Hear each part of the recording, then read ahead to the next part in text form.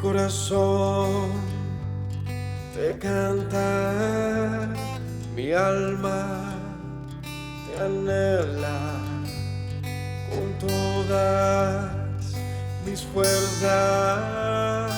Te amo, roca eterna, tú eres mi esperanza, mi gloria, mi fuerza. En valles de sombra te cuidas, eres lumbrera. Tú eres fiel, no me dejarás. De la muerte me levantarás. En tu palabra puedo confiar. Tú eres fiel, no me dejarás. De la muerte me levantarás. En tu palabra puedo confiar. Eres fiel.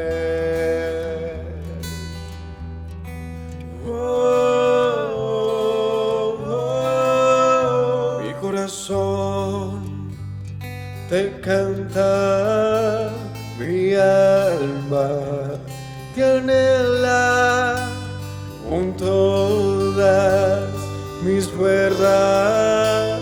Te amo, roca eterna, tú eres mi esperanza, mi gloria, mi fuerza.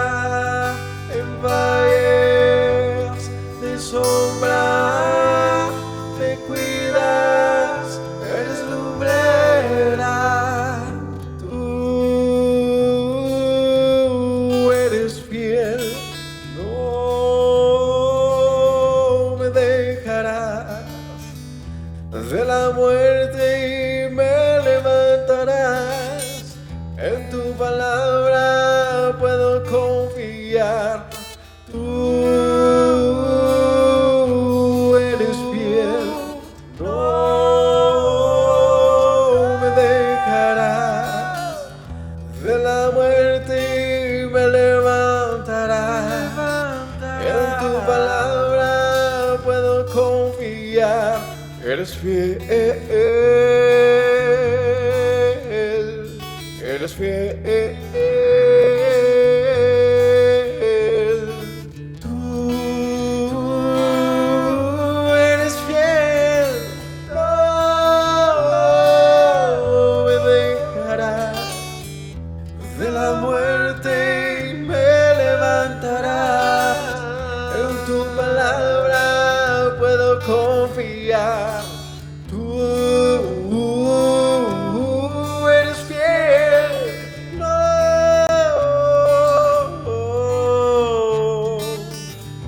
De la muerte me levantarás. En tu palabra puedo confiar. Tú no.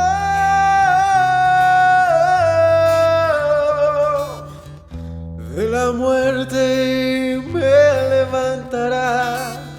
En tu palabra puedo confiar. Eres fiel, eres fiel. Tú eres fiel, no me dejarás. De la muerte me levantarás. En tu palabra puedo confiar.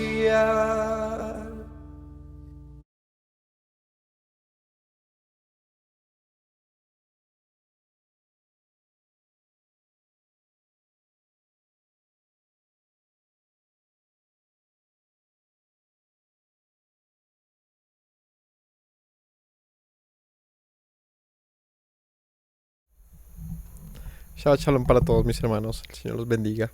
nos continúe llenando de su presencia y bienvenidos a un día de reposo más, de estudio también y de compartir lo que nos es común a todos, y es esta fe especial que nos ha brindado nuestro Padre Celestial, anunciando día y noche con muchos estudios las palabras que Él tiene para decirnos a todos, llenas de sabiduría y llenas de virtud, de bendición para el que los oye. Así que bienvenidos todos. Estaremos estudiando los capítulos 8 al 10 de Primera de Samuel, la lección del primer rey de Israel. Así que les invitamos a que se suscriban, que se conecten, que se queden viendo el video, le den un like y compartan sus comentarios y el video mismo. Un abrazo para todos y que tengan un tiempo, ¿cómo se diría?, apartado con nosotros en este momento de enseñanza. Vamos a orar. Padre, te agradezco porque nos permites estudiar. Dame la sabiduría, por favor, para compartir a mis hermanos el mensaje que tú has dejado escrito para nuestra enseñanza, que sea notorio a todos, Señor. Tu voluntad, Padre, sea clara para nosotros. Guíanos, Señor, y no nos dejes desviar de tus sendas jamás, te lo ruego. En el nombre de Yeshua. Amén. Bueno, y un saludito para todos los que se conectan. Pueden dejar sus mensajes. De verdad que estaremos pendientes para responder. Capítulo 8 del libro de Primera de Samuel. Vamos a leer, por favor. Así que agarren sus Biblias y lean conmigo. En el capítulo 8 dice: aconteció que habiendo Samuel envejecido, puso a sus hijos por jueces sobre Israel. El nombre de su hijo primogénito fue Joel. El nombre del segundo, Abías, y eran jueces en Beerseba. Pero no anduvieron los hijos por los caminos de su padre, antes se volvieron tras la avaricia, dejándose sobornar, pervirtiendo el derecho. Bueno, un problema constante en Israel y en relación a los jueces, y es que no gobernaban bien, ¿no? El libro muestra el contexto previo a la elección de un rey, y para los que han estado juiciosos con estos estudios o han leído el libro de Samuel, sabrán que hasta este momento la nación se ha gobernado mediante un sistema de jueces, y hubo un juez que precedió a Samuel que se llamaba Elí, quien fue pues en cierta manera un buen juez, pero sus hijos fueron malos, por lo cual vino un juicio importante del Señor sobre él y su familia. Pero si vemos aquí como que la figura se repite de alguna manera, y es que está otra vez Samuel, un buen hombre, pero sus hijos no hacían lo correcto, ¿no? Dice que se volvieron tras la avaricia, dejándose sobornar y pervirtiendo el derecho. Y estos son dos advertencias y también dos razones que deberían hacer que un juez de Israel pudiese ser o desechado o elegido. Es decir, una persona que sea elegida como juez, pues ¿qué debía ser? Ante todo, legal, ¿no? Una persona que actúa en favor del derecho, de la justicia, de lo que es correcto. Y por el contrario, un juez que no hacía conforme a eso, pues no era digno de tal cargo. Pues esto lo hacían. Y vamos a ver qué pasó cuando pues ellos empezaron a gobernar también, ¿no? Porque aquí decía que estos dos hijos de Samuel ya eran jueces en Beerseba. Dice en el versículo 4: los ancianos de Israel se juntaron y vinieron a Ramá para ver a Samuel y le dijeron: he aquí que tú has envejecido y tus hijos no andan en tus caminos. Por tanto, constitúyenos ahora un rey que nos juzgue como tienen todas las naciones. ¿Qué hizo el pueblo? El pueblo se reunió y fueron y buscaron a Samuel y le dijeron: bueno, Samuel, aquí otra vez está pasando la historia de Elí y sus hijos, y son tus hijos ahora. Constitúyenos un rey como las demás naciones lo tienen. Esa fue la petición de ellos. ¿Qué pensamos de esa petición del pueblo? ¿Qué pensarían ustedes? Hagan cualquier comentario ahí. ¿Qué piensas tú de la petición que hacen estos ancianos de Israel cuando ven que los gobernantes pues están gobernando mal? Y van a donde Samuel y le dicen, Samuel, constituye un rey, como tienen las demás naciones. ¿Qué piensan ustedes? Porque aquí en el versículo siguiente dice que esto no agradó a Samuel, que dijeron, danos un rey que juzgue. Y Samuel va y ora al Señor. ¿Por qué a Samuel no le agradó esto? ¿Y ustedes qué piensan de la petición así, de plano, como se lee, sin que pues, no hemos leído más de la historia? Pero ¿qué pensamos de esto? ¿Por qué será que no le agradó a Samuel esta petición? ¿Y qué pensamos de la petición? A ver, alguien que diga algo por aquí. ¿Cómo?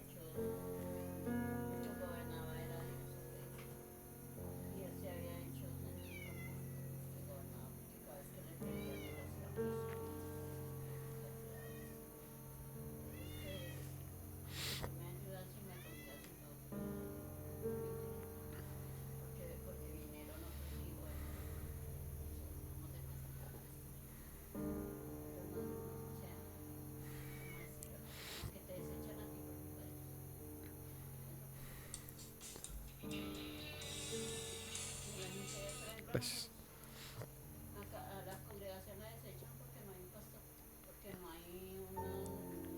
Instalaciones. Bueno, que mi madre dice por acá de pronto, pues es un error renunciar a una forma establecida por Dios o algo que el Señor ha puesto, basándose en el mal comportamiento de algunos. Es decir, es como descalificar a, no sé, al sistema médico porque hay médicos que hacen mal sus procedimientos, o desestimar un sistema judicial porque hay jueces corruptos. ¿Me voy a entender? O sea, que de repente lo que se menciona ahí puede hacer que no se vale que se haya simplemente eh, decidido evadir la voluntad del Señor por el error de algunos. ¿Hay alguna otra opinión? Yo siento que es muy humano, pues, ¿Muy humano?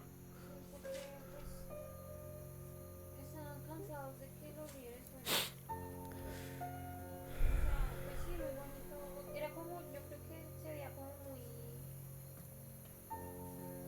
idealizado el asunto. Pues sí, el Eterno tiene unas leyes buenísimas y todo, pero pues si los que la ejecutan no son correctos, pues el pueblo igual siempre va a salir perdiendo, como en cualquier país. Entonces de pronto ellos creyeron que ser como los otros les iba a dar, no, el Eterno no. Y yo creo que hasta el Eterno sabía que esa idealización no iba a pasar nunca, porque hasta dio leyes sobre cuando hubiese rey en Israel.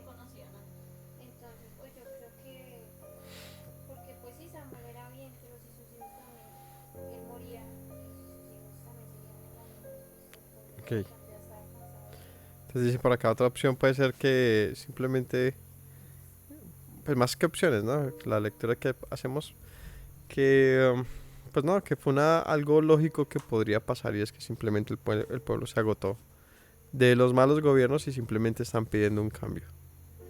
Eso pasa todo el tiempo, claro, y tiene sentido pues completo. Así que, ¿qué hizo que el pueblo rechazara el sistema de gobierno que estaba? Pues los gobernantes. Gobernantes que no eran capaces, que no tenían las virtudes necesarias para hacer lo que debían hacer. La pregunta, esa no es una pregunta difícil, la pregunta difícil es ¿por qué se molesta Samuel? Pero ¿por qué se molesta? No puede explicarlo, pero ¿por qué se va a molestar Samuel? Porque el problema no era el gobernante, sino el pueblo. Pero ¿por qué molestarse? ¿Por qué no explicárselos? O sea, ¿por qué se iba a molestar, no? O sea, claro, y los hijos de uno son los que están dejando el nombre del Señor ¿cómo se diría? Hacen que la gente blasfeme el nombre del Señor por culpa de uno, los hijos de uno. Porque esto pareciera más, es como que Samuel se molesta porque lo rechazan a él y su gobierno, es decir, él y sus hijos. ¿Por qué se va a molestar Samuel si lo que ellos están solicitando es, ¿cómo lo calificaríamos? Justo. Es como en nuestro país. Nuestro país lleva muchos años gobernando una forma de gobierno, de lo que ahorita vienen las campañas de elección y cuál es la campaña en contra de eso es no más continuismo, es decir, esta forma de gobierno no está funcionando. ¿A usted le parece justo o injusto que la gente pida una forma diferente? Yo creo que a todas las uno diría pues es lo correcto, ¿no? Esperar algo diferente, otra salida, que haya otra opción, porque ya se comprobó que la forma de gobierno de nuestro país o lo que pasa a nivel de gobierno pues no funciona, no como debiera ser, ¿no? No es que esté pues terrible, pero tampoco es que esté bueno, está bastante mal de hecho. Y tiene muchos señalamientos. Pues, ¿qué hacemos con esto? ¿Ah? ¿Qué hacemos? ¿Por qué se molestó Samuel? Pues vamos a leer.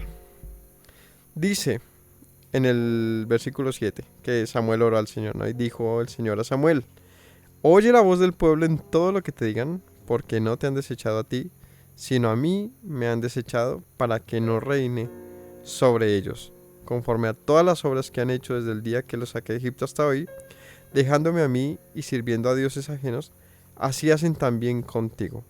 Ahora pues, oye su voz, mas protesta solemnemente contra ellos, y muéstrales cómo les tratará el rey que reinará sobre ellos. La respuesta del Señor a Samuel entiende la molestia de Samuel, de hecho, pero el Señor le dice: no te rechazan a ti, Samuel. Bueno, hay varias cosas para entender. Primero es que Samuel todavía estaba vivo y estaba gobernando. Él era el primer juez.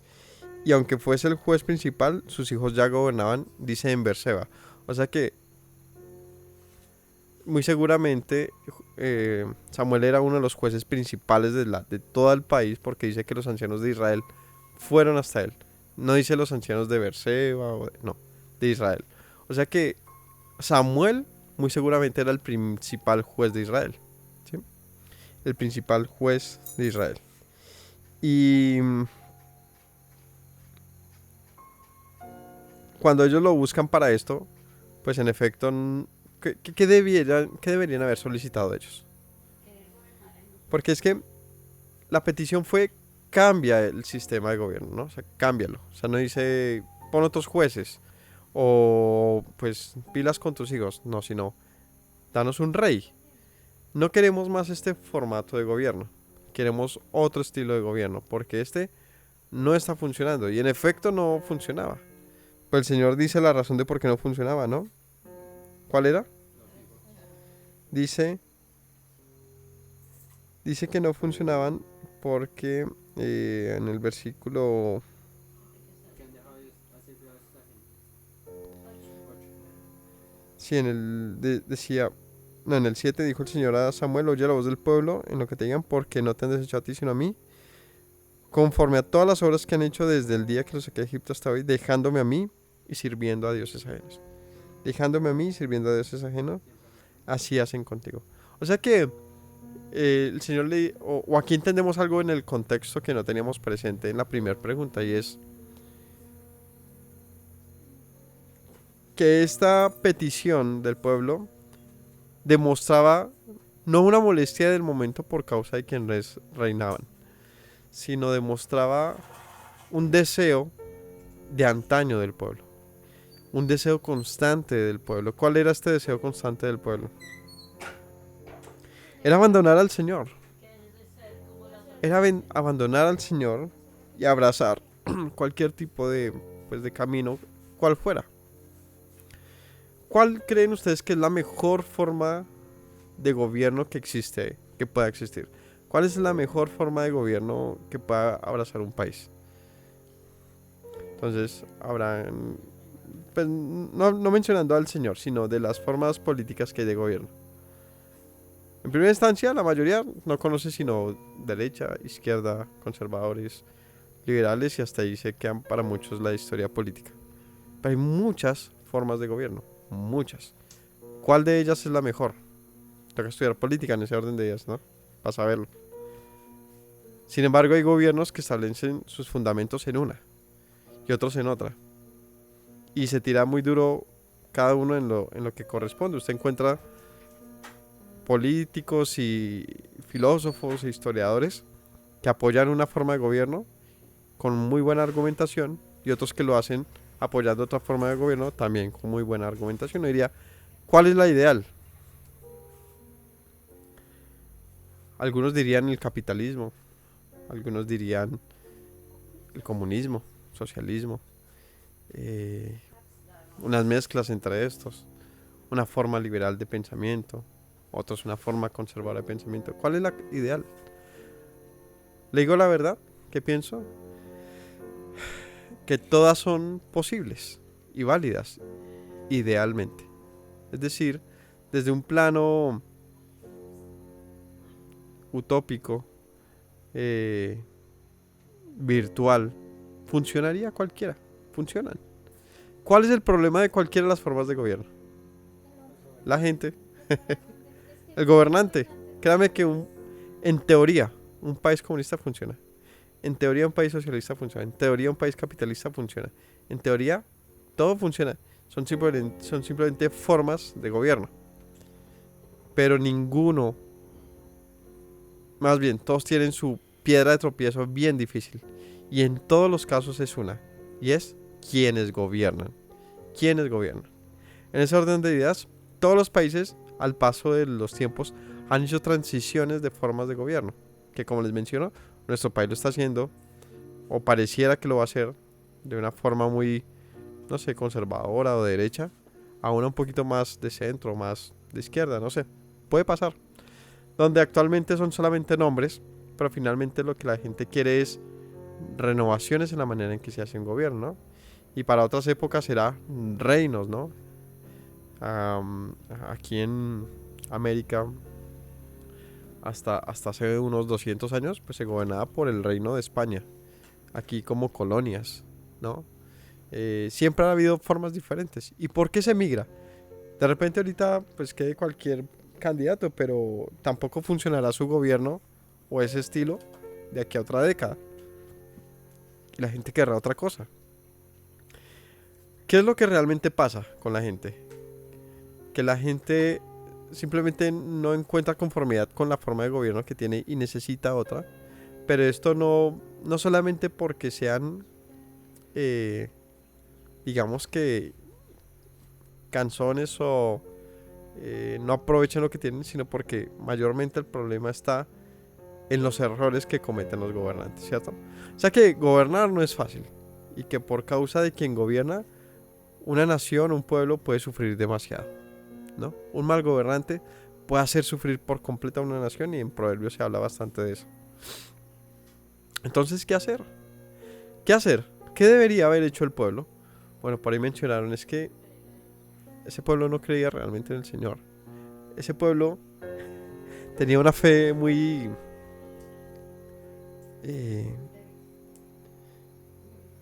pues se apoyaban en lo superficial y era en los gobernantes. Pero nunca se dieron cuenta en todos los procesos de que se escriben en el libro de Jueces que quien los rescataba, quien los salvaba y quien los oía nunca fueron los gobernantes, si fuera el Señor. Así que, ¿para qué servía el sistema de jueces? El sistema de jueces simplemente servía para traer justicia a la nación. Pero esa justicia y ese gobierno era equiparable, comparable al mismo comportamiento de la nación. Y en otras palabras resumo toda esta carreta diciéndoles, la gente tiene los gobernantes que merece. Así que el pueblo, si tenía estos gobernando, es porque así los merecía. Porque el pueblo mismo se desviaba una y otra vez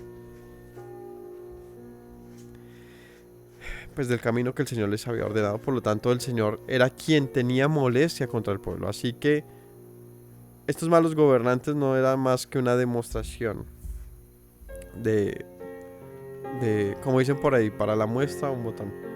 Era una demostración de lo que había en el pueblo en general. Un pueblo desviado. ¿Qué debía entonces haber pedido el pueblo? Pues el pueblo debía haber hecho lo que se narra en el capítulo 7. ¿Se acuerdan qué fue lo que se narró en el capítulo 7 que hicieron? Arrepentimiento. Pero un arrepentimiento continuo, verdadero. ¿Por qué? Porque de acuerdo a la transformación del pueblo también sus gobernantes serían transformados. Es decir, Y aquí es otra cosa que aprendemos para nuestro país. De nada va a servir que trascienda nuestro gobierno a una derecha, a una izquierda, a cualquier otro formato, si quienes gobiernan y si nosotros mismos seguimos siendo parte de ese común denominador de todos. ¿Y cuál es el común denominador de todos? Egoísmo, ¿no? Pensamos solamente en nosotros mismos, somos vanos, malvados, somos torcidos. Y estoy hablando como nación. El pueblo es muy dañado en general, pero espera que sus líderes sean perfectos. Esperan que sus líderes sean perfectos. Aquel le compra, va y vende votos, el otro va y los compra, pero esperamos que el gobernante sea perfecto.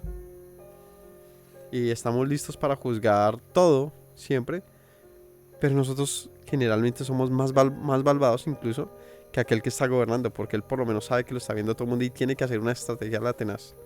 Lo hace de una manera más mayúscula quizás, pero todos, cuando usted habla con cualquier persona, siempre se va a encontrar lo que aquí llaman en Colombia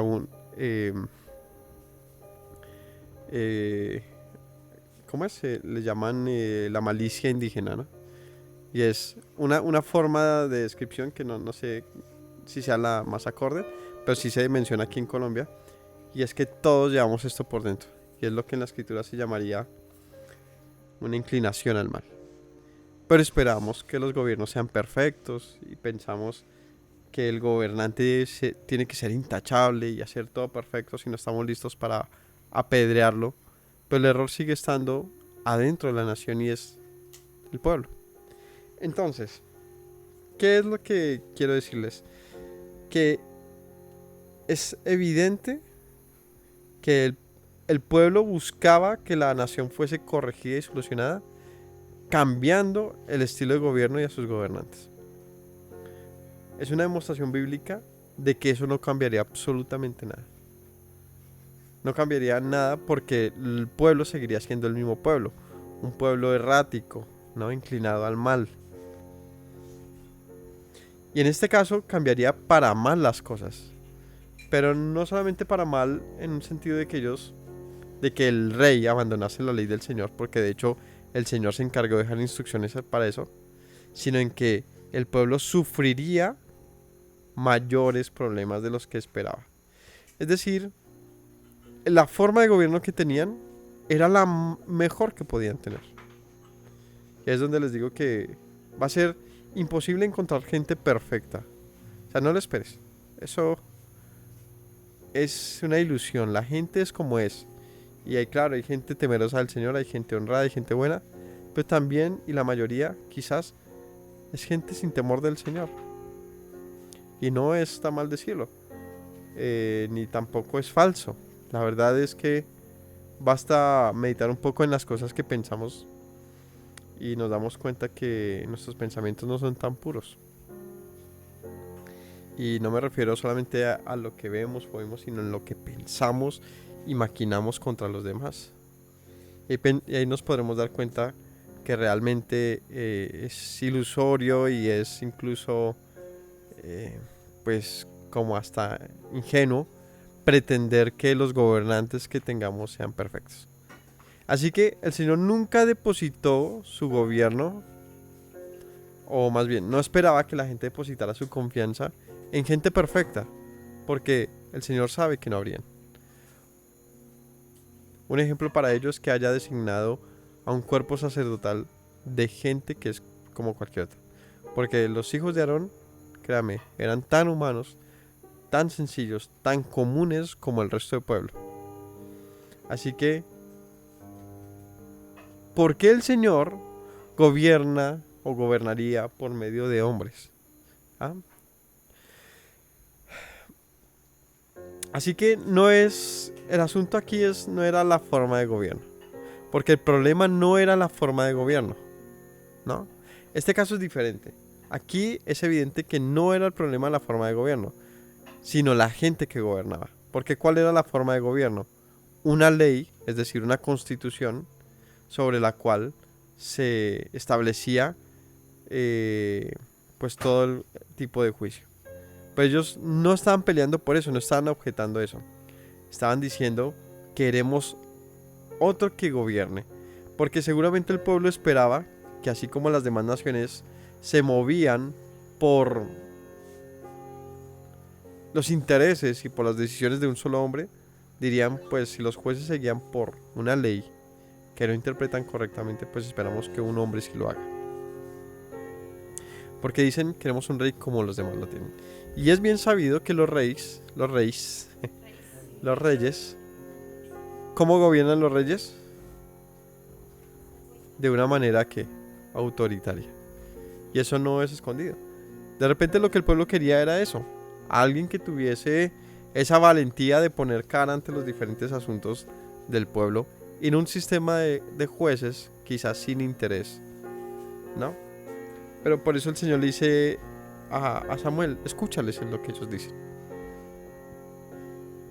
Escúchales porque ellos no menospreciaron tu voluntad sino la mía. Porque lo que un juez de Israel se supone que debía juzgar era de acuerdo a la voluntad del Señor. Si ellos rechazaban el sistema de jueces, una cosa, es decir, ellos podían haber rechazado a los hijos de Samuel, pero ellos no rechazaban a los hijos de Samuel, rechazaban el sistema de jueces mediante la ley. Así que el Señor les dice, pues hazles ver qué pasará si escogen a un rey.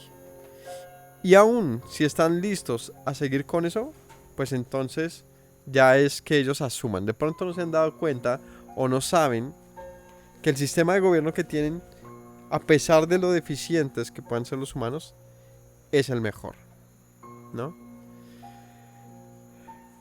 No sé si lo han pensado. ¿Cómo es posible gobernar un pueblo mediante un sistema de jueces y sin un ¿cómo se diría? Un dirigente, un líder principal, ¿no? Es difícil. Pensémoslo. ¿Qué pasa si en la casa hay varios líderes? Si en un gobierno hay varios líderes, generalmente habría discusiones y conflictos, ¿cierto? ¿Por qué? Pues si tú piensas diferente a mí, ¿qué se va a hacer? Pues es que el sistema de jueces de Israel no funcionaba así. Había muchos jueces, pero todos se regían mediante una única forma de gobierno, y era la ley del Señor. Así que la parada última, la autoridad de todo lo que se decía, de todo lo que se hacía, no era por lo que opinase o quisiese decir un juez, sino era lo que la ley dictaba. Pero eso no pasa con los reyes. Un rey puede poner su voz y decir lo que quiera, y es que el sistema está obligado a obedecerle. Está obligado a obedecerle, aunque esto vaya en contra de la ley, donde el que quiera ponerse al rey entonces sufriría la muerte. Pero el pueblo parece que no se da cuenta de eso, así que el Señor le dice, listo, enséñales esto. Y pues mira, a ver entonces ellos qué dicen. 10. Refirió Samuel todas las palabras del Señor al pueblo que le había pedido rey, y dijo, así hará el rey que reinará sobre vosotros. Tomará vuestros hijos y los pondrá en sus carros y su gente de a caballo, para que corra delante de su carro, y nombrará para sí jefes de miles, jefes de cincuentenas. Los pondrá a sí mismo a que aren sus campos y en sus mieses, a que hagan sus armas de guerra, los pertrechos de sus carros. Tomará también a vuestras hijas, para que sean perfumadoras, cocineras y amasadoras. Asimismo tomará lo mejor de vuestras tierras, de vuestras viñas y de vuestros olivares, y los dará a sus siervos. Diezmará vuestro grano, vuestras viñas para dar a sus oficiales y a sus siervos. Tomará vuestros siervos y siervas, vuestros mejores jóvenes y vuestros asnos, y con ellos hará sus obras. Diezmará también vuestros rebaños y seréis sus siervos. Y clamaréis aquel día a causa de vuestro rey, que os habréis elegido. Mas Yahweh no os responderá en aquel día. Pero el pueblo no quiso oír la voz de Samuel y dijo, no, sino que habrá rey sobre nosotros, y nosotros seremos tan bien como todas las naciones, y nuestro rey nos gobernará, y saldrá delante de nosotros, y hará nuestras guerras. Y oyó Samuel todas las palabras del pueblo, y las refirió a oídos del Señor. Y el Señor dijo a Samuel, oye su voz, y pon rey sobre ellos. Entonces dijo Samuel a los varones de Israel, idos cada uno a vuestra ciudad. Bueno, como les mencionaba, un cambio de gobierno no necesariamente sea la mejor opción, porque es enfrentarse a ¿qué?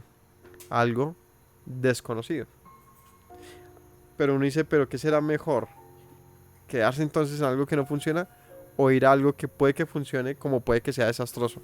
pues es un paso riesgoso, ¿no? A diferencia nuestra en esta época versus esto, es que el Señor les dice, pues yo sí les voy a decir qué va a pasar si ustedes escogen rey. La diferencia con nosotros es que nosotros no tenemos esta opción de saber qué va a pasar con el próximo gobierno.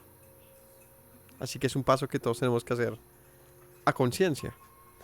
Finalmente, rechazando este gobierno no hemos rechazado al Señor. No, este gobierno actual no representa al Señor. No lo representa. Porque ya este gobierno, como el próximo que entre y como cualquier otro, ya le han rechazado. Porque no basan sus leyes en lo que el Señor dice. Así que en ese orden de ideas, pues tú eres libre de escoger uno u otro gobierno si lo consideras y si sientes que cumple o por lo menos se acerca de una manera importante a la justicia y a la equidad y al bienestar general. Pero eso no, por eso digo, no es comparable a lo que este pueblo pedía, porque el pueblo pedía era un rey que les gobernara, que fuera a sus guerras. Ellos buscaban era un líder, como les digo, alguien con autoridad que manifestara una voluntad. Lo que nos hace pensar que de pronto el pueblo no estaba tan unificado como se pudiera pensar. El pueblo quería ser unificado bajo un nombre. Y en ese orden de ideas, claro que sí. Estaban rechazando a Dios, al Altísimo. ¿Por qué? Porque Él había puesto su nombre sobre la nación. Pero ellos no le habían reconocido realmente. No sabían quién era el Señor. Porque créanme que ninguno de estos jueces, ni el Señor mismo, les estaba pidiendo nada. Pero en la pequeña demostración que hace Samuel de lo que sería un próximo rey, no les importó saber que ese rey se aprovecharía de los recursos de la nación, porque los necesitaría. Entonces el Señor les dice, ¿saben qué? El sistema de jueces no necesita nada de ustedes. No. Cada uno con su heredad, y si es un levita, pues ya con el sistema como lo cubre. Pero él no está buscando llenarse, o más bien, no puede hacerlo, llenarse de riqueza. Claro, la justificación es que los hijos de Samuel eran codiciosos, ¿cierto? Y se dejaban sobornar, sí, claro. Pero ellos no podían acumular riqueza. Veamos otra vez esto. Una cosa es que la gente sea codiciosa. ¿Hay gente codiciosa? Pues, ¿quién no es codicioso? ¿No? La mayoría de personas son codiciosas. Eso es una cosa, ¿cierto? Pero otra cosa es que tú tengas un aval legal, político, público, para llenarte de riquezas. Es otra cosa. Y ojo, pidiéndolas y exigiéndoselas al mundo. No es lo mismo. No es lo mismo. Porque una persona puede ser codiciosa, pero todo tiene que hacerlo a escondidas y poco a poco llenar el buche hasta lo que puede. Finalmente otro lo sucederá y hasta ahí llegó lo suyo. Es decir, el sistema de jueces no permitía, no hacía posible que se enriqueciera de una manera, digamos, exagerada el pueblo, ¿no? A los líderes. No se podía.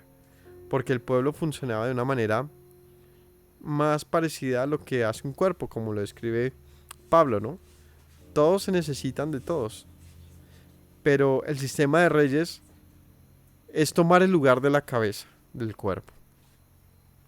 Y es pedir todo del cuerpo y exigir todo del cuerpo. Algo que solamente le competiría al Señor, pero que el pueblo está dispuesto a regalar, a entregar, simplemente porque estaba agotado de lo que pasaba. En todos los capítulos que hemos leído de jueces, el problema principal no se describe que fuesen los jueces. Hay casos, claro, los hijos de Eli, los hijos de Samuel, que se escriben tal cual, que tuvieron sus inconvenientes. Pero el problema general del pueblo, ¿cuál era? El pueblo mismo. Así que, si hay una reclamación de problemas, pues el Señor ya la hizo antes que estos, y dice el pueblo está desviado de continuo al mal. Así que en ese orden de ideas, cambiar de personas tampoco les iba a solucionar nada, pero cambiar de gobierno, sí. ¿Me hago entender? Es decir, voy al punto y es que, aunque ellos hubiesen buscado otros gobernantes, le hubiesen dicho a Samuel, tus hijos no lo hacen, esos próximos gobernantes, ¿qué serían? pues cualquiera, no sé, con un buen o un mal corazón, con un buen o un mal corazón. Es una moneda al aire, pero tenían algo asegurado, y es que este tenía que regirse por la ley, y si no, pues los mismos jueces podrían tumbarlo. Pero ¿sabe qué pasa cuando se levanta un rey? ¿Quién lo tumba? Eso es súper complicado. Tumbar a un rey es que nadie está por encima de él. ¿Qué juez puede discutir contra un rey? Van y le matan su familia y sus hijos. Y así vamos a leer muchas historias de ese estilo. Cuando se quería levantar contra un rey tenía que ser en masa y de a muchos. Pero con un sistema de jueces era diferente, porque los mismos jueces eran juzgados por la misma ley, teniendo en cuenta que la autoridad mayor era el Altísimo. Así que la petición aquí sería: Samuel, destituye a tus hijos. Esa debería haber sido. Pon nuevos jueces. Es más, en ese sentido, pues aquí no se describe la misma historia que con Elí, de tipo Samuel no quiso hacer nada, ¿cierto? Pero de pronto sí era el pueblo está cansado de las mismas historias que se repiten. Y claro, tanto va el cántaro al agua hasta que se estalla, ¿no? Pero es que, otra vez insisto, es una historia particular, de un pueblo particular, porque ellos sí tenían a quién acudir y no lo hicieron. Ellos ya iban resolutos a hacer lo que esperaban hacer. ¿Cuál era lo que ellos en que ellos estaban decididos? Simplemente le vamos a ordenar a Samuel que cambie el sistema de jueces. Pero no solamente porque estaban cansados de los jueces que gobernaban, sino estaban cansados de la forma en que la nación se comportaba. Ellos querían, y aquí lo dicen una segunda vez, querían verse y ser como las demás naciones. Así que aquí hay un factor externo que también nos deja ver que no solamente es un asunto de que gobernasen mal sus hijos, porque ellos habrían replicado: no, es que Samuel, estamos cansados de tus hijos, ¿no? Habrían dicho. O habrían dicho: no, es que estos jueces son malos. No, la resolución de ellos fue: queremos ser como las demás naciones. Así que ya en una segunda insistencia ya nos hace saber que no eran las naciones simplemente un punto de ejemplo, sino que era la decisión del pueblo verse y ser como las demás naciones. ¿Qué veían ellos en las demás naciones? ¿Ah? Veían como cuando uno ve las pelis, ¿no? Un gobernante, un general, un capitán, que es el troyano mayor, ¿no? Que es el duro, que va a la guerra y vence, que es el Legolas, que es todos estos duros. Eso es lo que ellos decían. Y nos van y miran allá al judío, el otro está con una asadón ahí dándole a la finca. Es decir, ellos se menospreciaban a sí mismos por no verse como las demás naciones. Quienes iban a la guerra y vencían. Eran guerreros, eran fuertes. Y a sus propios ojos, ¿qué eran ellos? Pues un pueblo mirando a ver si van o no a la guerra, esperando a ver si hay una visión o no de Dios, si hay un líder que les diga qué hacer o no hacer. Pues, insisto, el contexto hacía que se pensase todo eso y hasta es justo pensarlo. Pero lo que no es justo es pretender que eso cambiara las cosas, porque el problema, insisto, no era de la forma de gobierno ni de los líderes. Era de una nación que, sabiendo a quién acudir, sabiendo qué hacer, no lo hacía. Porque lo que desde la historia se cuenta de ellos hasta este momento, siempre el Señor les libertó. O sea que el problema es que ellos querían vencer por ellos mismos. ¿Sí? Ahí se va como hilando suavemente y se va dando uno cuenta que las cosas tienen razones profundas, y es que el pueblo quería gobernar por sí mismo y ser dueño de sus cosas en ese sentido, y ganar sus propias batallas y no depender de el Señor. No les gustaba depender del Señor, no querían depender de Él. ¿Por qué? Porque estaban dependiendo de un Dios molesto, un Dios digamos que agradado de ellos. Pues no sé qué pensamos nosotros, pero probabilidades. Si yo por mi propia fútbol, vamos al fútbol, ¿no? ¿Qué pasa si yo voy a jugar un partido contra un oponente? O sea, yo y mi equipo vamos a jugar contra un oponente similar, parecido, con las mismas reglas. Es decir, yo tengo mis reyes, yo tengo un rey, tengo unos súbditos y todo, tenemos espadas, tenemos armas y todo. Y vamos a la guerra contra otro imperio que tiene su rey, sus armas y todo. ¿Quién gana esa guerra? El partido. ¿Quién gana el partido? Los dos equipos son parecidos. Tienen la misma capacidad, son profesionales todos. ¿Quién gana el partido? Es un caricellazo, realmente es un asunto de probabilidad. Donde gana el que mejor estrategia tenga, ¿cierto? Quizás. E incluso aquí influye algo llamado suerte. Aquí influye un asunto de emociones y de cómo se da el momento. Pero puede ganar uno como puede ganar el otro. Y eso lo podemos ver tan sencillo en que cada vez que hay un partido se hacen apuestas. Y nunca alguien gana a la fija. Porque puede pasar lo que puede pasar, cualquier cosa, ¿cierto? Pero ¿qué pasa si tú sabes que siempre vas a ganar porque tienes al mejor equipo? ¿Qué pasaría ahí? Pues uno iría a la fija a ganar. Lo que pasa es que el pueblo tenía el as ganador siempre, y era el Señor. Pero nunca supieron ir conforme a la regla de su Señor para vencer. Es decir, ellos preferían ir a la probabilidad 50-50 en vez de aprovechar un 100% de ganar, donde ni siquiera tendrían que jugar, porque el Señor vencería. Lo que estoy queriendo decir es que el pueblo nunca pudo estar mejor, pero tampoco supieron agarrar eso que fuera mejor. Tenían al Dios de Israel, tenían a su propio, al Rey de Reyes, lo tenían a su favor diciéndoles todo el tiempo: yo los salvaré, los cuidaré, los protegeré, les entregaré, haré todo por ustedes. Pero ellos nunca valoraron sus palabras, nunca aprovecharon lo que él dijo, sino que decidieron rechazarle, vivir conforme a sus propios caminos y verlo reflejado hasta en su propio gobierno. Por lo tanto dijeron, pues queremos ser como los demás hombres. Así que en ese orden de ideas y de acuerdo a todo lo que les he dicho, rechazaron al Señor, como aquí se leyó. Capítulo 9. Una cosa para decir, y es que el rey que saldría, ¿no? De acuerdo a lo que le dijo Samuel, sería un hombre que se aprovecharía de ellos y tomaría todo de ellos.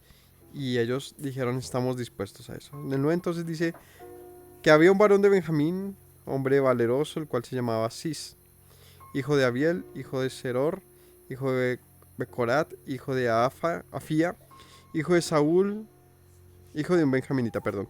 Y tenía el uno que se llamaba Saúl, joven y hermoso. Entre los hijos de Israel no había otro más hermoso que él, de hombros de arriba sobrepasaba a cualquiera del pueblo. Se había perdido las asnas de Cis, padre de Saúl, por lo que dijo Cis a Saúl su hijo: toma ahora contigo alguno de los criados y levántate, ve y busca las asnas. Y él pasó el monte de Efraín y de allí a la tierra de Salisa, y no las hallaron. Pasaron luego por la tierra de Salim y tampoco. Después pasaron por la tierra de Benjamín y no las encontraron. Cuando vinieron a la tierra de Suf, Saúl dijo a su criado que tenía consigo: ven, volvámonos, porque quizás mi padre, abandonada la preocupación por las asnas, estará acongojado por nosotros. Y él respondió: y aquí ahora hay en esta ciudad un varón de Dios que es hombre insigne. Todo lo que él dice acontece sin falta. Vamos pues allá. Quizás nos dará algún indicio acerca del objeto por el cual emprendimos nuestro camino. Respondió Saúl a su criado: vamos ahora. ¿Pero qué llevaremos al varón? Porque el pan de nuestras alforjas se ha acabado. No tenemos que ofrecerle al varón de Dios. ¿Qué tenemos? Entonces volvió el criado a responder a Saúl: he aquí se halla en mi mano la cuarta parte de un ciclo de plata. Esto daré al varón de Dios para que nos declare nuestro camino. Antiguamente en Israel cualquiera que iba a consultar a Dios decía así: venid y vamos al vidente, porque al que hoy se llama profeta entonces se le llamaba vidente. Dijo entonces Saúl a su criado: dices bien, anda, vamos. Y fueron a la ciudad donde estaba el varón de Dios. Cuando subía por la cuesta de la ciudad hallaron unas doncellas que salían por agua, a las cuales dijeron: ¿está en este lugar el vidente? Y ellas respondiendo les dijeron: sí, helo allí delante de ti. Date prisa porque hoy ha venido a la ciudad en atención a que el pueblo tiene hoy un sacrificio en el lugar alto. Cuando entréis a la ciudad, le encontraréis luego, antes que suba al lugar alto a comer, pues el pueblo no comerá hasta que él haya llegado, por cuanto él es el que bendice el sacrificio. Después de esto comen los convidados. Subid pues ahora, porque ahora le hallaréis. Ellos entonces subieron a la ciudad y cuando estuvieron en medio de ella, aquí dice que Samuel venía hacia ellos para subir al lugar alto. Un día antes que Saúl viniese, Yahweh había revelado al oído de Samuel diciendo: mañana a esta misma hora yo enviaré a ti un varón de la tierra de Benjamín, el cual ungirás por príncipe sobre todo el pueblo. Salvará a mi pueblo de la mano de los filisteos, porque yo he mirado a mi pueblo por cuanto su clamor ha llegado hasta mí. Vamos hasta ahí. Bueno, se menciona a un hombre llamado Saúl de la tribu de Benjamín, un muchacho destacado visualmente, era un tipo alto, fornido, ¿verdad? Joven. Y se le pierden unas asnas a su papá. Y no las encontraba, se fue a la misión de buscarlos, no las encontraba. Le dijeron, hay un hombre que podrá decirte dónde están. Es un vidente. La palabra que se utiliza aquí para vidente es roe. Y eso significa ver. Eh, Eso es el... De hecho así se dice ver en hebreo, ¿no? Roe, roí. Y creo que de ahí viene la palabra pastor, que es roe, que les dicen. No sé si sea exactamente la pronunciación o tenga alguna variación y si tengan la misma raíz. Porque si sí, creería que es en relación a pues, la labor de un pastor es ver por las ovejas. Si no es esa la raíz, pues discúlpenme, pero sí encuentro esa relación entre ellos. Es decir, un vigilante, ¿no? Un cuidador. El caso es que esta palabra más adelante, como dice aquí, antes se les llamaba videntes, luego se les llamaron profetas, que es la palabra naví, ¿no? Y esa figura que tiene Samuel, pues en el mismo libro, se le va a hablar de él de manera indistinta como naví y como rey. O sea, en diferentes ocasiones se va a hablar de él como un vidente o como un profeta. El caso es que dice que vamos y lo buscaron y era costumbre siempre que se consultaba a un profeta o a un vidente que, pues llevarle algo, pagarle su servicio.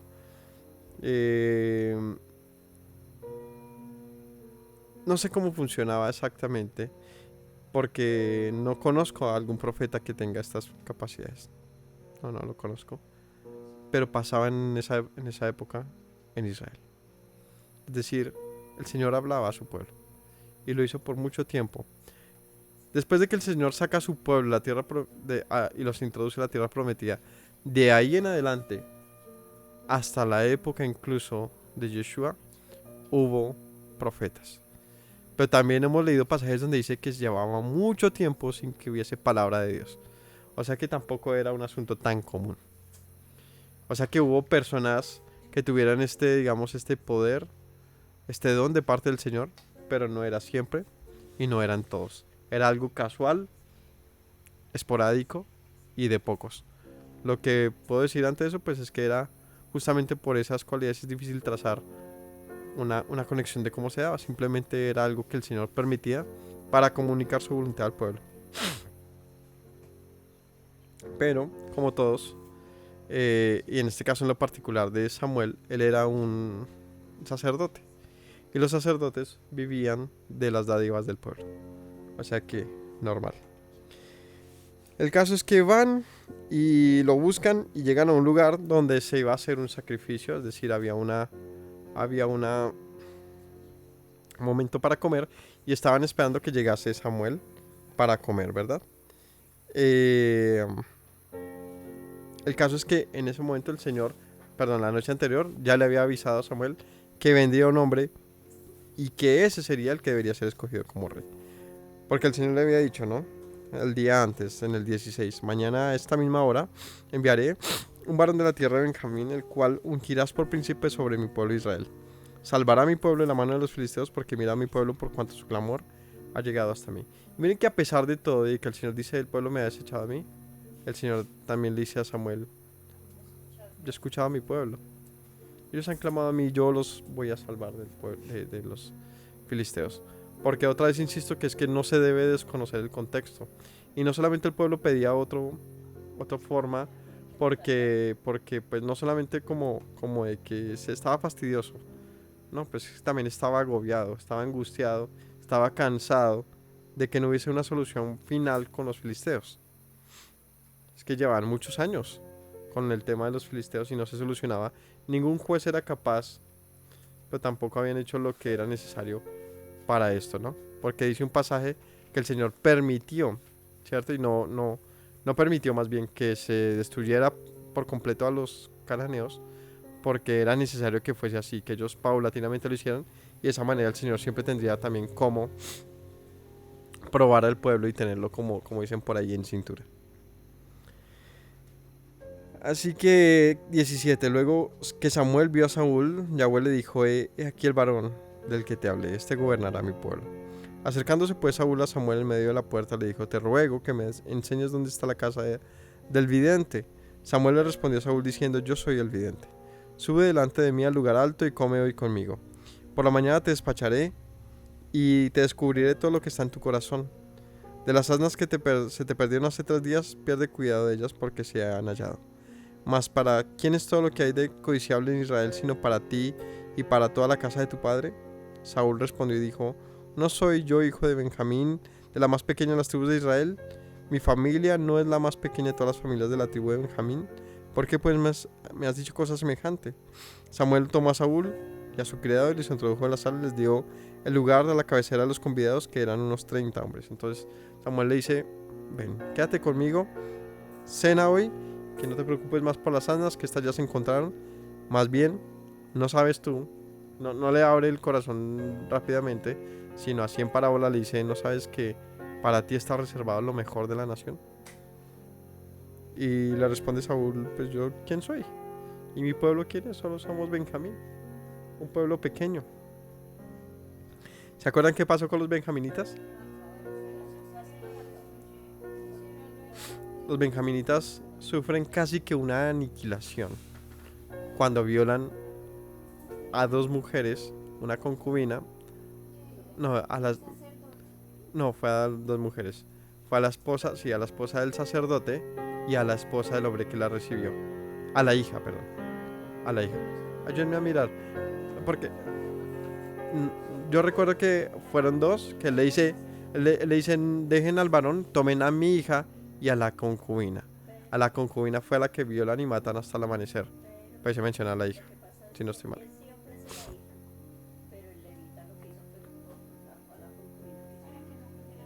¿Sí?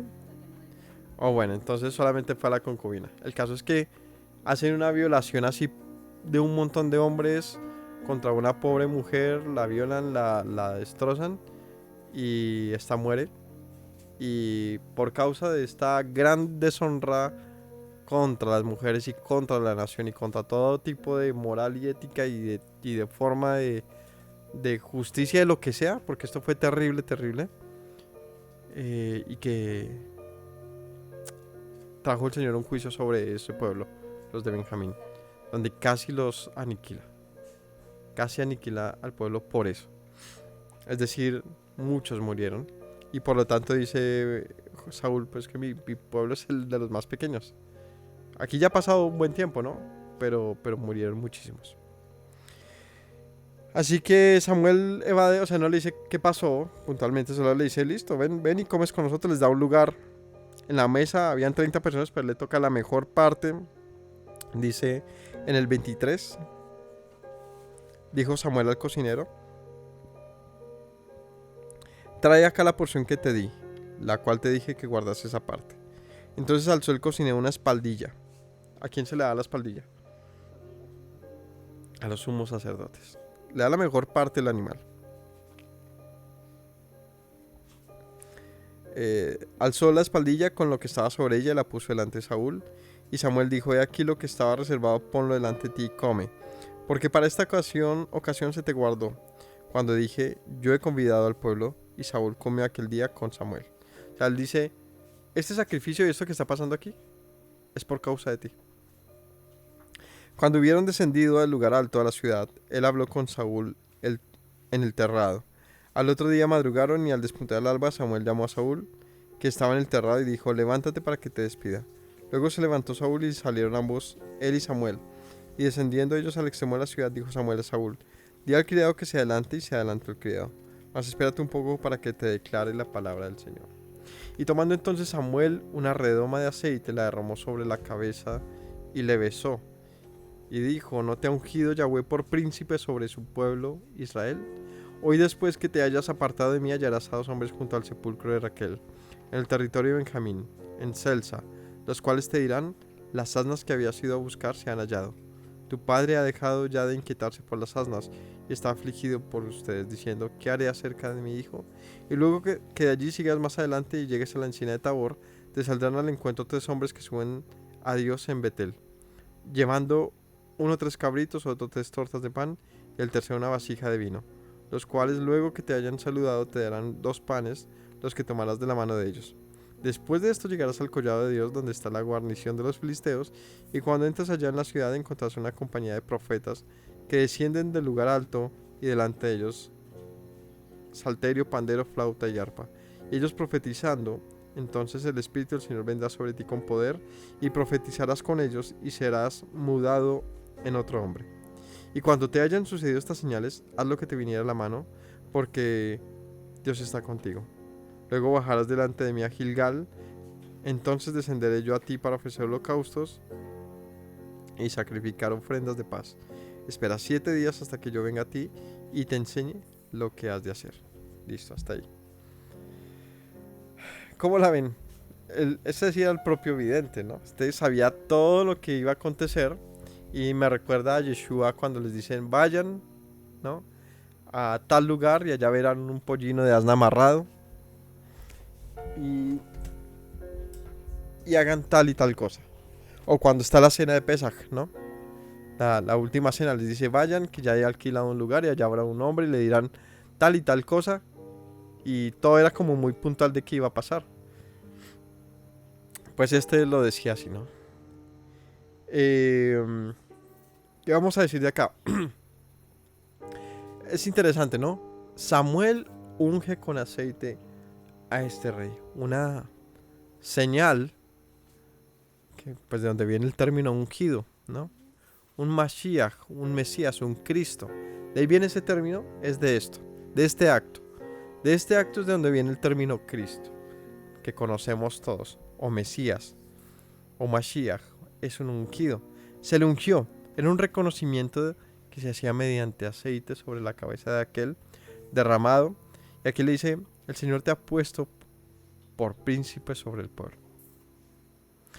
Luego le da señales y le dice: ve y haz esto, y pasará esto y esto y esto, y cuando pase, sabrás. Era la confirmación, pues, de que todo esto era de parte del Señor, y pues que no era simplemente algo de que un viejo loco estaba por ahí derramando aceite sobre la gente.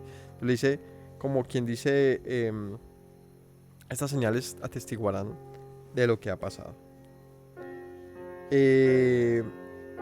Aquí hay un punto que es como, me parece complicado de analizar, y alguna vez lo mencioné, pero lo menciono nuevamente, y es cómo funcionaba el sistema sacrificial en aquella época. Porque dice que Samuel estaba en un lugar alto y allí estaba sacrificando. Luego le dice: bajaré, descenderé a Gilgal para sacrificar. O sea que había en diferentes lugares. Luego dice que estaban otros hombres sacrificando en Betel, y menciona lugares altos. Así que hace pensar, primero, ¿qué es el lugar alto? O sea, ¿se refiere a uno puntualmente? ¿Dónde estaba el tabernáculo? El término sacrificar se referirá a los sacrificios del templo. ¿O será que el término sacrificar es un término que se usa indiscriminadamente cuando se habla de qué? Pues de preparar comida. Porque cuando va a sacrificar ofrendas de paz, dice que descendería a Gilgal. Y en efecto, en Gilgal estaba el tabernáculo. O sea que si ellos estaban sacrificando en lugares altos, ¿por qué lo hacían? Pues ahí se mencionó: porque iban a comer todos. O sea que no es un sacrificio de tipo ritual, como una ofrenda o una expiación o cosas así, sino era una comida, ¿vale? Porque es que el término sacrificio pues suena a eso, ¿no? A lo que se hace en el tabernáculo. Claro que habían sacrificios, pero también es lo que se hacía con cualquier animal que tú sacrificas para comértelo. De lo cual dice: esperaban a Samuel porque él era el que bendecía el sacrificio, y como dice ahí, se le reserva en este caso a Saúl una parte. Pero vimos que se hacía dentro de una casa y era una comida de 30 personas, no del pueblo completo. Así que pregunta respondida más o menos con lo que está ahí, porque no es tan contundente. Se menciona así en el contexto y uno empieza a hacerse preguntas. ¿Y por qué mencionó esto, no? Porque va a mencionar que descendían unos profetas danzando. ¿Cómo era eso, no? ¿Cómo? De pronto está al empezar, quién sabe. Pero no menciona que hubiese una celebración particular. Igual también podría ser, de pronto estaban en una celebración particular. El caso es que sí menciona descender a Gilgal para el sacrificio de paz. O sea que sí estaba respetándose dónde se hacían los sacrificios de paz y las ofrendas elevadas al Señor, es decir, en el altar. ¿Vale? Continuemos. En el versículo 9. Aconteció luego que al volver la espada para apartarse de Samuel, le mudó el Señor su corazón. Todas estas señales acontecieron en aquel día. Cuando llegaron al collado, he aquí la compañía de los profetas que venían a encontrarse con él, y el Espíritu del Señor vino sobre él con poder y profetizó entre ellos. Aconteció que cuando todos los que le conocían antes vieron que profetizaba con los profetas, el pueblo decía el uno al otro: ¿qué le ha sucedido al hijo de Cis? ¿También Saúl es profeta? ¿Saúl entre los profetas? Y algunos de allí respondieron diciendo: ¿quién es el padre de ellos? Por esta causa se hizo proverbio: ¿también Saúl entre los profetas? Y cesó de profetizar y llegó al lugar alto. Un tío de Saúl dijo a él y a su criado: ¿a dónde fuisteis? Y él respondió: a buscar las asnas, y como vimos que no aparecían, fuimos a Samuel. Y dijo el tío de Saúl: yo te ruego que me declares lo que te dijo Samuel. Y Saúl respondió a su tío: nos declaró expresamente que las asnas habían sido halladas, mas del asunto del reino de que Samuel le había hablado no le descubrió nada. Después Samuel convocó al pueblo delante de Yahweh en Mizpa, y dijo a los hijos de Israel: así ha dicho Yahweh, el Dios de Israel: yo saqué a Israel de Egipto, los liberé de la mano de los egipcios, de la mano de los del reino que les afligieron, pero ustedes han desechado al Señor hoy, que os guarda de todas sus aflicciones y angustias, y han dicho: no, sino pon rey sobre nosotros. Ahora pues, presentaos delante de Yahweh por vuestras tribus y por vuestras familias. Bueno, hasta ahí. Saúl llega hasta su casa, ¿no? Y otra vez dice: llegó al lugar alto, lo que, insisto, me hace pensar que el lugar alto no necesariamente sea un lugar en particular que se llame el lugar alto, sino era una forma de designación a los lugares altos, es decir, a las montañas. ¿Sí? Porque es bien sabido, o bueno, se los he comunicado, Israel está atravesado por cordilleras. Entonces, nosotros ahorita que vivimos aquí en la zona campestre, justamente en un, casi que en un, ¿cómo se le llama a esta zona? No, la formación montañosa acá, esto es como una, casi que un cañón prácticamente se forma ahí. O sea, es decir, cuando tú ves hacia abajo, ves las montañas del frente y la parte de abajo donde se conectan, y ves un río pues que atraviesa de lado a lado allá hasta donde dan las montañas, en la porra, ¿cierto? Pero si ves, hay vecinos al lado a la otra montaña, lugar alto, por este lado también hay. Pero si quieres ir allá, tienes que descender y subir el lugar alto. Quizás se me ocurre que es la narrativa que se da acá, y es como posaban de lugar alto a lugar alto, donde naturalmente, por estrategia, es mejor vivir. Es mejor vivir en lugar alto que en lugar bajo en esas épocas. ¿Por qué? Pues porque tienes vigilancia, no te caen los enemigos así de la nada, de sorpresa, ¿verdad? Y bueno, por estrategia siempre era mejor vivir en un lugar alto. Pero es una descripción muy vaga de lo que pudo ser, la verdad no lo conozco plenamente, pero puede ser la razón de por qué dice que Samuel estaba en un lugar alto, que otros hombres iban para el lugar alto y que Saúl había llegado al lugar alto, ¿no? O sea, se va al lugar alto donde está Samuel y se va a otro lugar y vuelve al lugar alto, entonces no está hablando del mismo lugar. ¿Listo? Si no puede ser esa narrativa un poquito vaga de no saber de desconocer el nombre exacto de los lugares y simplemente se les da un nombre pues de descriptivo. Bueno, ¿qué más? Bueno, llegan allá y también llega Samuel. ¿Y dice qué hizo Samuel? Convocó al pueblo en Mizpa. ¿Y qué dijo? Bueno, esta es la historia, pongan atención Sí, como de cómo nuestra vida se nos dañó. Porque él dice, el Señor sacó al pueblo desde el tiempo de los egipcios, de los reinos que les afligieron.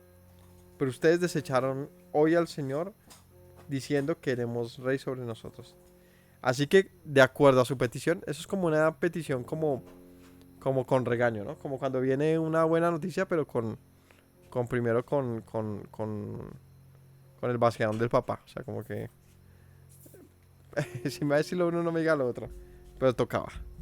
Así que Samuel les dice esta noticia que pues era aparentemente buena, pero también era una mala noticia, porque era decirle al pueblo, ustedes son culpables de haber renunciado al Señor como rey. Y han querido otro, que por su voluntad humana, como los mismos jueces que tuvieron antes, tome decisiones, solamente que los jueces se podían regir a una autoridad superior. El rey no tiene autoridad superior. Así que esas cosas de ustedes. Les dice...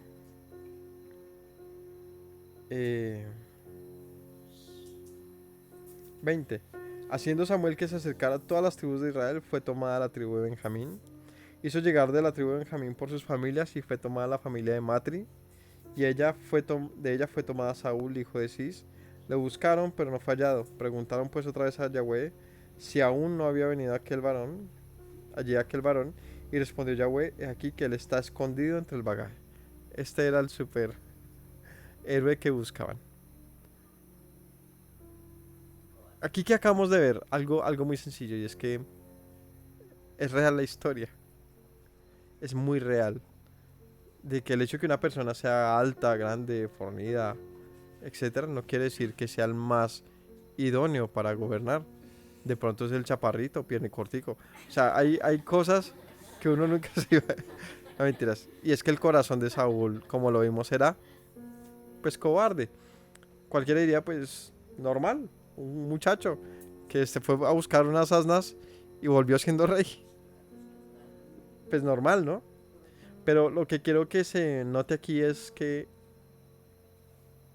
este tipo de características el pueblo no las notó, porque ellos solamente veían que era un tipo grande. Es decir, eso no garantizaba absolutamente nada de un buen gobierno. Solamente era una apariencia de lo que ellos querían ver en un gobernante. Bueno, el caso es que dicen, Saúl está por ahí, pero está escondido allá en el baño, está huyendo de lo que se viene. 23. Entonces corrieron y lo trajeron de allí. Me perdí. Y puesto en medio del pueblo, desde los hombros arriba era el más alto que todo el pueblo. Y Samuel dijo a todo el pueblo, ¿habéis visto al que ha elegido el Señor, que no hay semejante a él en todo el pueblo? Entonces el pueblo clamó con alegría diciendo, ¡viva el rey!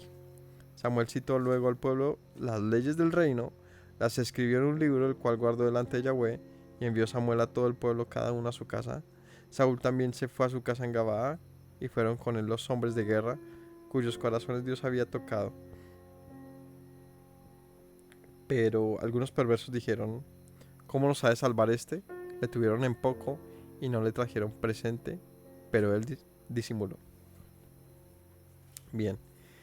Entonces Samuel igual lo encuentra, lo levanta, lo proclama como rey. Y aquí hay algo muy interesante. Dice que Samuel recitó al pueblo las leyes del reino, las escribió en un libro que lo guardó delante del Señor. ¿Cuáles son las leyes del reino? ¿Cuáles son las leyes del reino? Pues la Torá da unas leyes para cuando hubiese rey, ¿no? Es decir, quien gobernara cuando llegase ese rey no lo haría a ciegas, porque el Señor también ya había anunciado que el pueblo tendría rey. Entonces, ¿qué dice la escritura?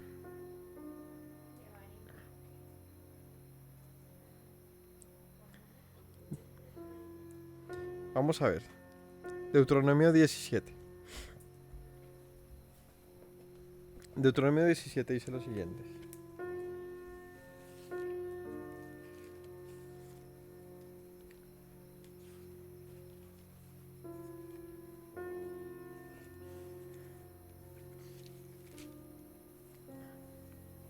El versículo 14. Cuando hayas entrado en la tierra que el Señor te da, y tomes posesión de ella y la habites, y digas, pondré un rey sobre mí, como todas las naciones que están en mis alrededores. O sea, un texto o un evento de muchos años atrás decía tal cual cómo llegarían a tener un rey. Y era por una petición del pueblo, ¿no? Diciendo, queremos rey como las demás naciones. Lo dice Deuteronomio, un libro que se escribe, o no se escribe, se narra la historia, una historia de unos, creo si no estoy mal, unos 400 años antes. Más o menos, me ayuda a verificar, compita. Ahí en Wikipedia simplemente compare la fecha que se puede datar de muerte de Moisés o de vida de Moisés con la fecha de vida y muerte de Samuel y ahí, o de Saúl. Y ahí vemos más o menos qué diferencia hay de fechas. Bueno, el caso es que se narra lo siguiente: ciertamente pondrás por rey sobre ti a aquel que Yahweh tu Dios escogiera. Hasta aquí va bien. El pueblo pidió y escogieron a que el Señor escogió, pues el Señor es quien envía a Saúl, ¿no? De entre tus hermanos pondrás rey sobre ti. No podrás poner sobre ti hombre extranjero que no sea tu hermano. Hasta ahí cumple las leyes. Esas son las leyes de un rey. Tiene que ser del pueblo, tiene que ser escogido por el Señor. Pero él no aumentará para sí caballos ni hará volver al pueblo a Egipto con el fin de aumentar caballos. Estas son las leyes que proclamó Samuel, o que seguramente debió haber proclamado. Y es que este no debía acumular caballos ni volver al pueblo de Egipto con el fin de aumentar caballos. ¿Qué representan los caballos? La guerra. Estos caballos que se mencionan acá no es que pues tuviesen una fijación por los caballos y querían muchos caballos. O un asunto de representar estatus de algún hombre. No meramente eso. Representaba el poder militar de la época. Estos caballos es como el que sube y empieza a invertir en forma en el tema militar, ¿no? Los presupuestos anuales de cada país, si se han visto alguna vez algo sobre eso, han leído algo sobre eso. El presupuesto militar anual que tiene cada país en ese ámbito es exagerado en algunos países. O sea, ¿saben cuál es el país que más invierte militarmente? Estados Unidos. Pero de una forma absurda, muy, muy, muy lejos de Rusia. Y ese es uno de los principales señalamientos que hay a Estados Unidos. O sea, como tú, ¿quién te crees para juzgar a la manera en que otros países hacen sus temas militares cuando tú eres el país más militar que hay?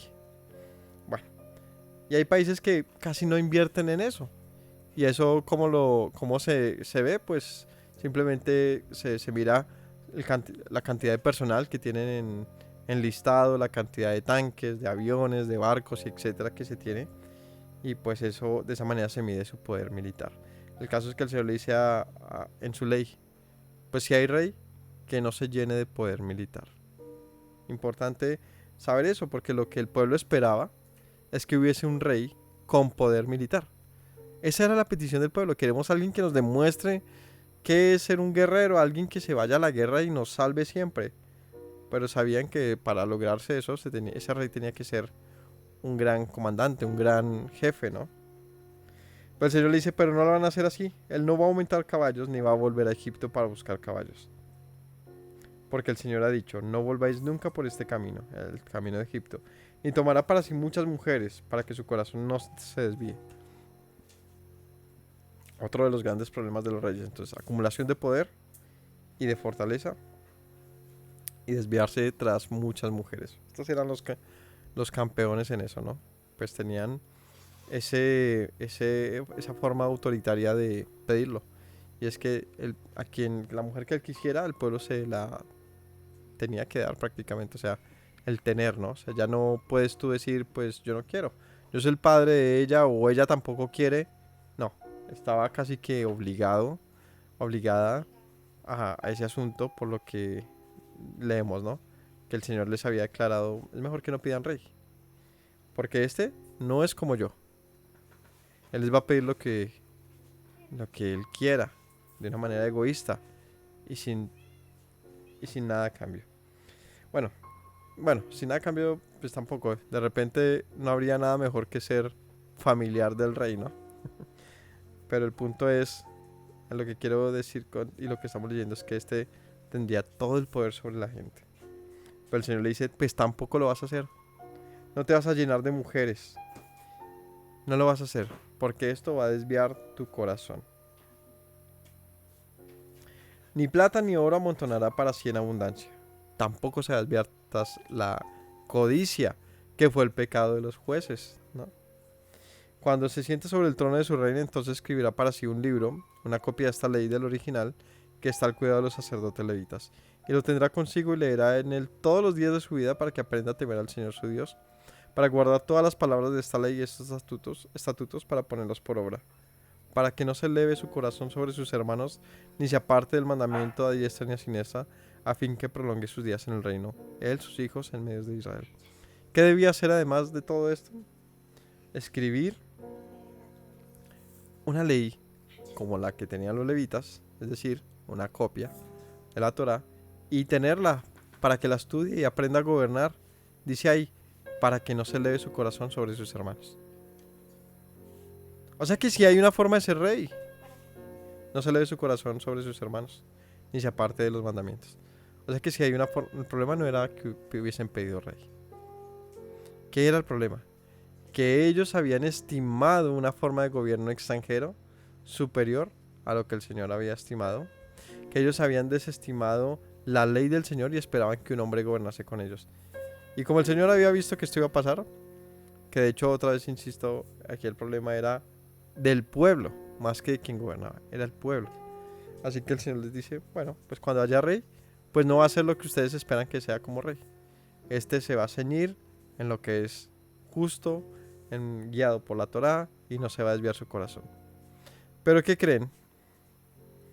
Pues que esto también sería algo que como humanos torcerían y dañarían. Pues los reyes de Israel, pues eso es lo que se viene en las próximas historias de los reyes. ¿Cómo fueron los reyes? ¿Sí habrán obedecido esto? Pues por lo menos aquí dice que Samuel escribió estas leyes en un libro. O sea que es probable que haya cumplido y sea uno de los únicos reyes que cumplió este mandamiento, y es tener una copia de la ley. Si es que fue esto y no lo hizo el mismo rey, sino Samuel. Porque además de él, creo que es Joás o Josías o Ezequías, uno de estos que son como los buenos reyes, uno de estos saca una copia. Pero nadie más, ni siquiera David, ni Salomón. Bueno, tampoco puedo decir que no fue así. Digo, no se menciona en ningún pasaje y se da a entender por qué gobernaron como gobernaron. Es que cada uno hacía lo que bien le parecía. Así que vamos a ver si fue mejor la cura que la enfermedad. ¿Será que esto cambió positivamente en algo? Pues la historia nos lo va a contar. Así que les agradezco mucho por habernos acompañado en el estudio de hoy, por estar siempre pendientes, por disponer de su tiempo y como siempre aprendamos. Conclusión.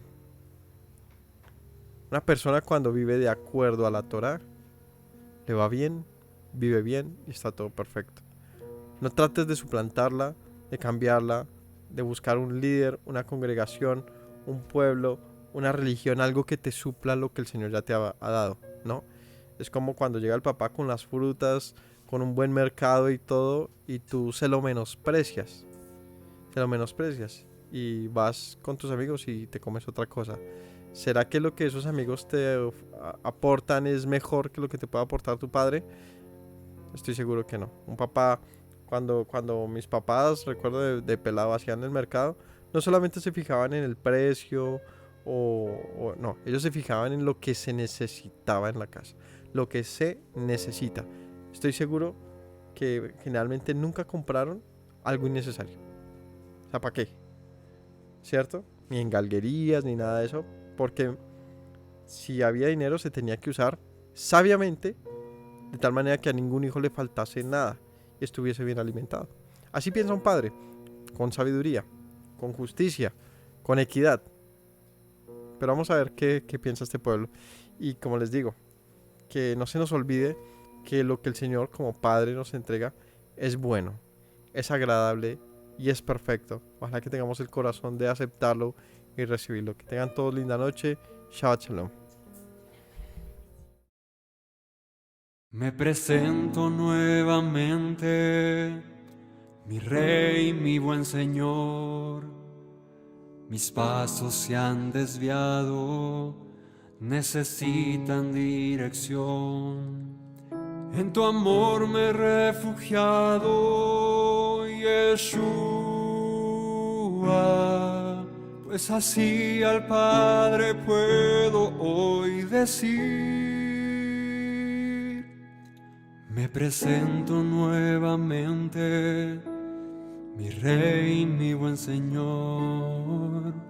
Mis pasos se han desviado, necesitan dirección.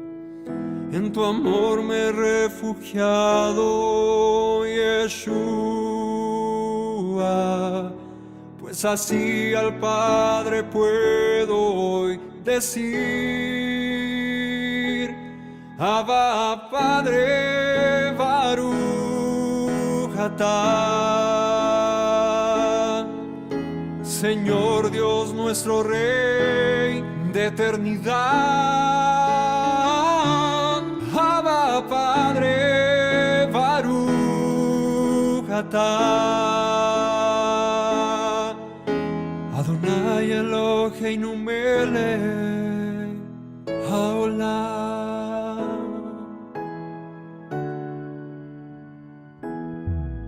Me presento nuevamente, mi Rey, mi buen Señor. Mis pasos se han desviado, necesitan dirección. En tu amor me he refugiado, Yeshua, pues así al Padre puedo hoy decir. Me presento nuevamente, mi Rey, mi buen Señor. Mis pasos se han desviado, necesitan dirección. En tu amor me he refugiado, Yeshua, pues así al Padre puedo hoy decir. Abba, Padre, Baruch atah, Señor Dios nuestro Rey de eternidad. Abba, Padre, Baruch atah, Adonai Eloheinu melech haolam. Diste tú